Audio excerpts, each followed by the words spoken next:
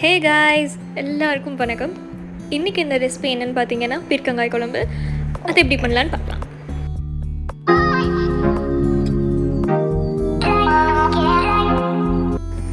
குழம்பு பண்ணுறதுக்கு 2 பீர்க்கங்காய் எடுத்து வச்சுருக்கோம். இதை கட் பண்ணி வச்சிடலாம்.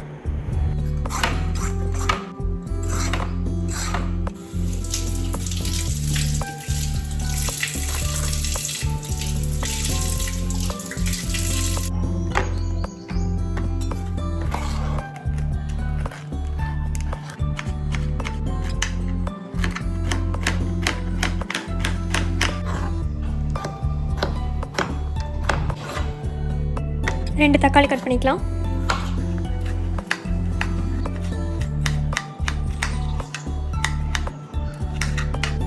கேஸ் ஆன் பண்ணி கடாய் வச்சுக்கலாம்.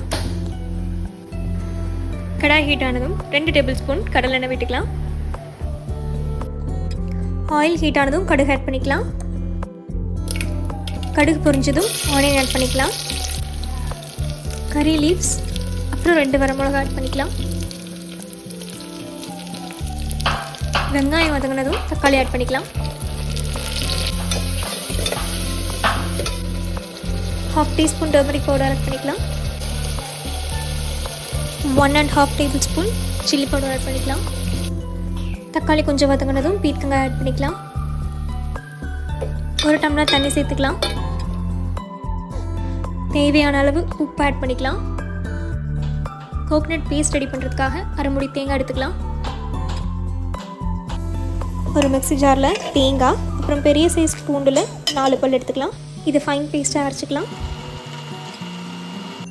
கொஞ்சம் வாட்டர் ஆட் பண்ணி பேஸ்ட் மாதிரி அரைச்சிக்கலாம். காய் பாதி வந்ததும் அரைச்சி வச்சுருக்க கார்லிக் கோகனட் பேஸ்ட்டை ஆட் பண்ணிக்கலாம்.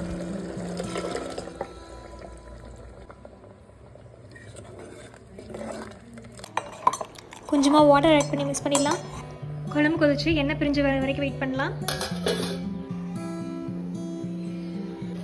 Side by side carrot, beans, முட்டைக்கோஸ் பொரியல் ரெடி ஆகிட்டுருக்கு. பாருங்கள், எண்ணெய் நல்லா பிரிஞ்சு வந்துருச்சு. இப்போ கொத்தமல்லி போட்டு ஸ்டவ் ஆஃப் பண்ணி குழம்பு இறக்கிடலாம்.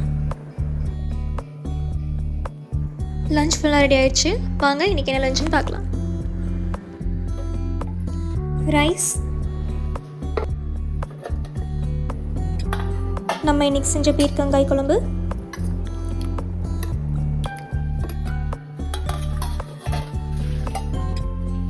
சுட சுட தக்காளி ரசம்,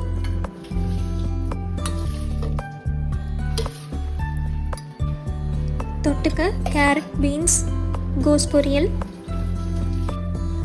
அப்புறம் கடைசியாக மோர். எல்லாரும் வாங்க சாப்பிட்லாம்.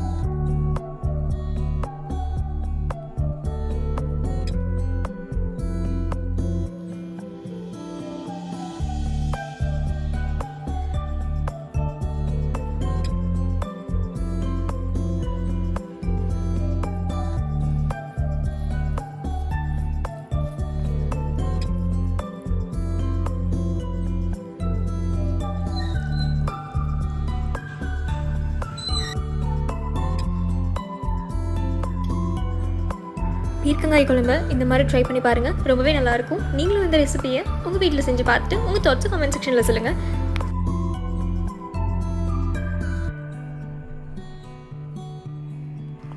Do like, share and subscribe to my channel. அப்போ தான் நான் போடுற வீடியோ நோட்டிஃபிகேஷன் உங்களுக்கு வரும். Have a great day guys. See you in my next video.